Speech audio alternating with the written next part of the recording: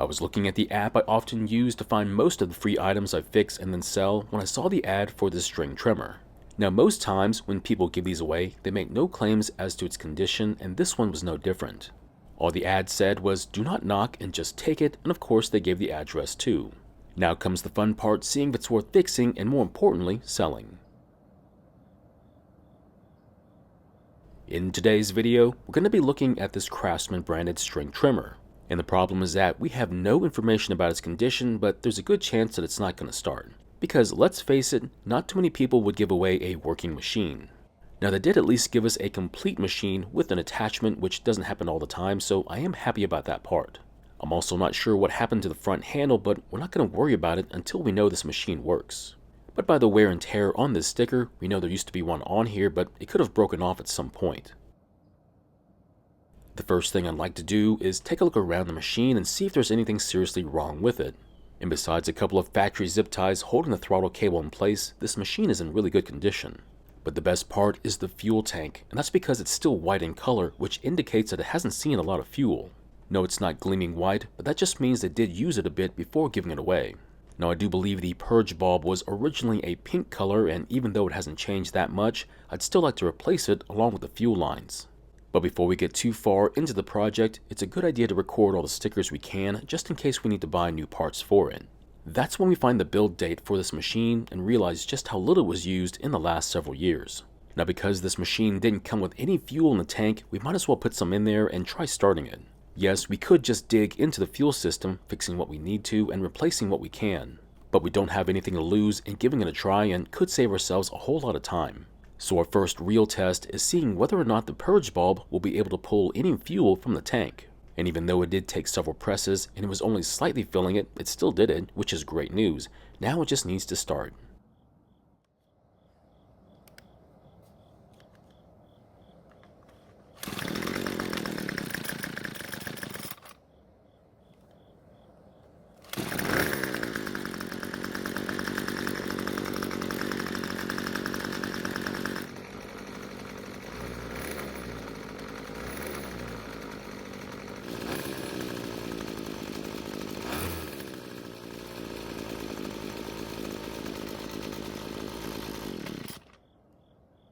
Well, that was a bit unexpected. It started and ran and even revved up a bit.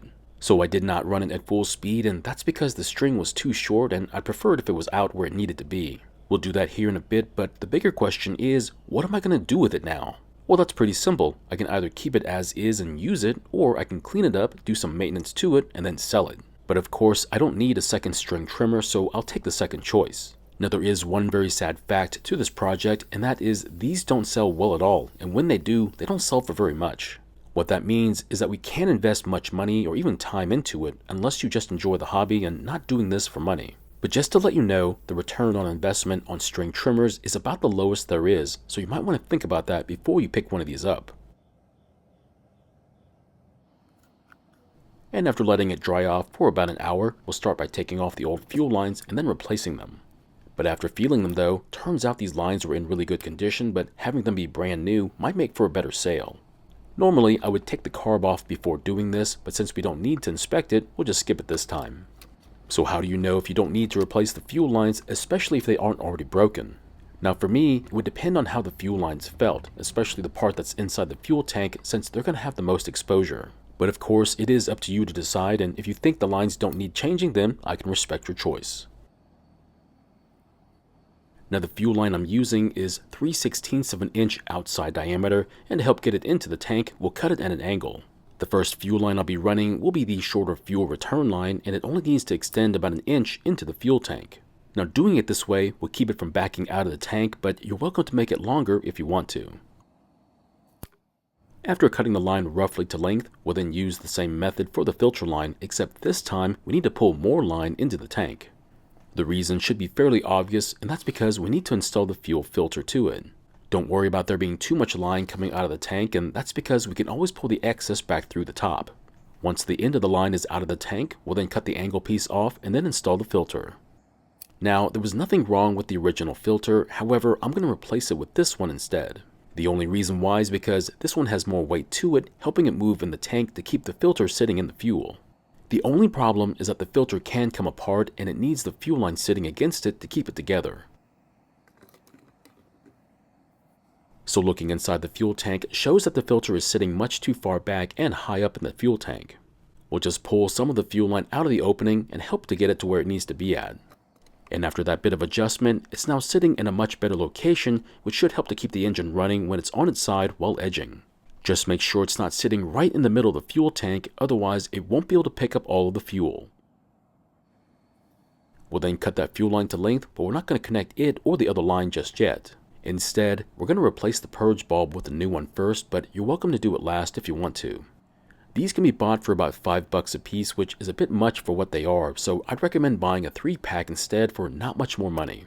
So you do have to be careful though, and that's because these come in 2 different sizes and this one happens to be the bigger one.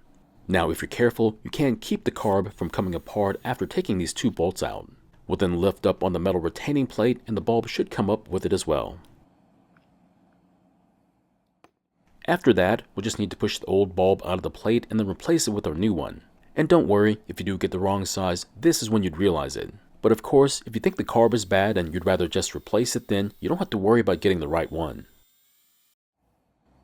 So when connecting the fuel lines to the carb, the filter line will connect to the brass port further away from the bulb, while the return line connects to the one closer to the bulb. Now if you do get these backwards, it means unfiltered fuel will make it to the carb and clog up the screen inside the carb.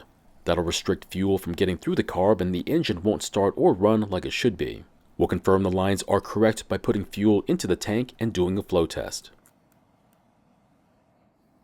So when pressing on the purge bulb, fuel will come up the filter line into the carb, then fill the bulb, and then leave the carb and return back to the fuel tank. And as you can see, fuel is flowing just like it should be.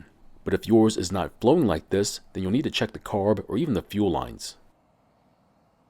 Now as for the missing front handle, we'll just take one off a parts machine I happen to have, which some of you might recognize. But if I had to replace this one with a new one, after shipping and tax, it would have cut a bit into the profit, so I'm happy that's not going to happen. One of the worst things that you have to deal with when doing projects like this one is having to replace missing parts. That means if your machine is missing more than a couple of parts, it might never get fixed, at least in my opinion. And lastly, we'll start it back up, making sure we didn't mess something up.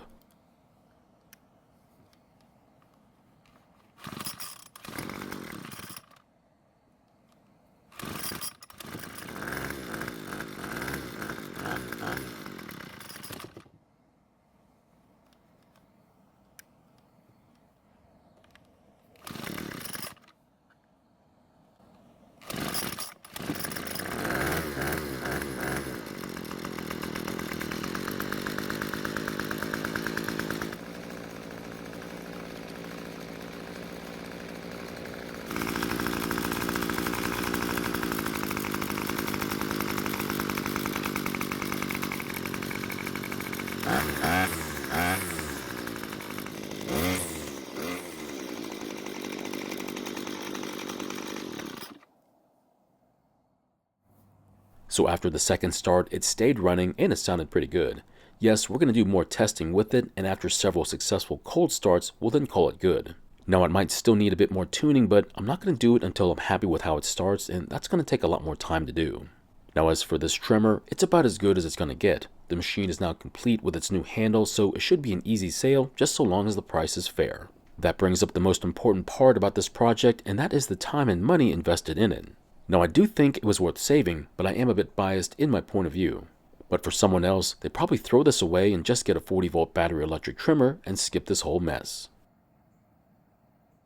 So my question is, would you even bother fixing and maintaining something like this, or get the battery version instead? Thank you for watching. I really do appreciate your time here. Please feel free to ask me any questions about this project or about your own projects, and I hope to see you in the next video.